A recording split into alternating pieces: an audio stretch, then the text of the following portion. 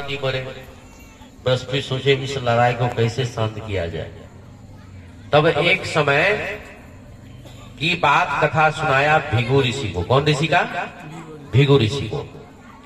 भृगु ऋषि जब संसार में कथा सुनाते रहते थे तो एक दिन भृगु ऋषि को वहम हो गया। क्या हो गया? वहम हो गया कि मैं जिसका पूजा करता हूं क्या ये पूजनीय योग भगवान है या नहीं। तो भृगु ऋषि को जब वहम हो गया कि भगवान कौन है, तो आज जो है भृगु ऋषि ने सबसे पहले सोचे कि ब्रह्मा जी होंगे, क्योंकि ये जन्म देते हैं। तो ब्रह्मा जी के पास जब भृगु ऋषि गए तो उन्होंने ब्रह्मा का मुख कितना है? 5। उन्होंने कहा था अरे तुम्हें डर नहीं लगता, मैं जन्मदाता ब्रह्माओं पक्का है कि नहीं? तो भाग चल दिया वहां से। बोला ये भगवान नहीं हो सकता।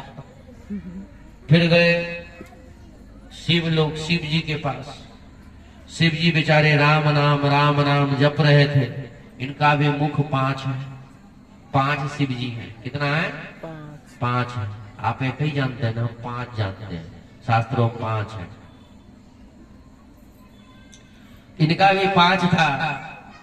तो हुआ क्या कि जैसे ही भृगु ऋषि ने सोचा कि क्या कि यही भगवान हो सकते हैं, पिता हो सकते हैं, तो गोद में बैठ जाते हैं। जैसे ही राम नाम से ध्यान छूटा, देखा भृगु ऋषि को गोद में बैठे हुए, गला भागता ही नहीं, एक लात दिया। बोला ये भी भगवान नहीं हो सकता है।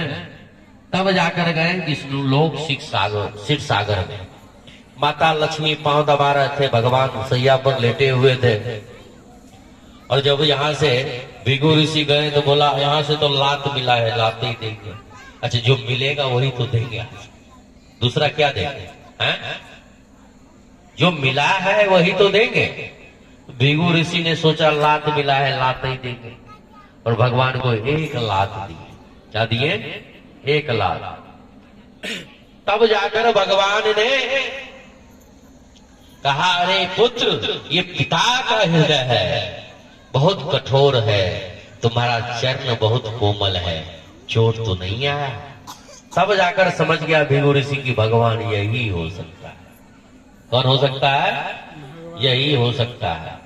तब जाकर जो है भगवान, क्यों जब उसने कहा कि आप ही भगवान योग्य है, इसीलिए कि राम कृष्ण और जिसके पास लड्डू गोपाल होगा, देखिएगा दाएं साइड में एक पांव का चित्र होता है।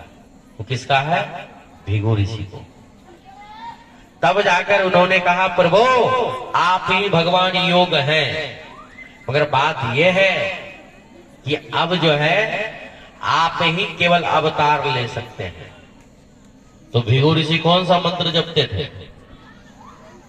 नहीं पता? गायत्री। गायत्री मंत्र सभी कोई नहीं जप सकते, केवल सदा रहित ब्रह्मचारी ही जप सकते हैं। आज कलयुग में सब बजा रहे हैं, सब गा रहे हैं, तो सबको गायत्री जपने की अनुमति नहीं है। केवल ब्रह्मचारी ही गायत्री जप सकते हैं, और वो भी शब्दी मंत्र है। क्या मंत्र है? शब्दी। कंठ से बाहर नहीं निकलना चाहिए, कंठ के अंदर होना चाहिए। तो एक बात बताइए, आप लोग गायत्री जपते हैं? कोई जपने वाले हैं इसमें? हैं? चलिए ठीक है।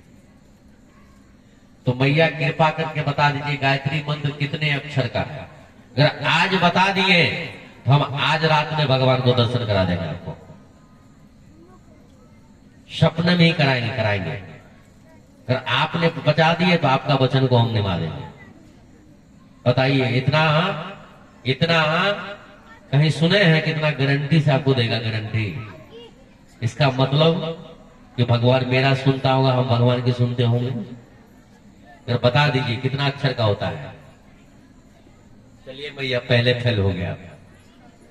कितना? 10 अक्षर का होता है। इसका मतलब आप मंत्र जपते नहीं है, कान में खाली फुकवा लिए हैं बस। फुकवाने से कुछ होने वाला नहीं है।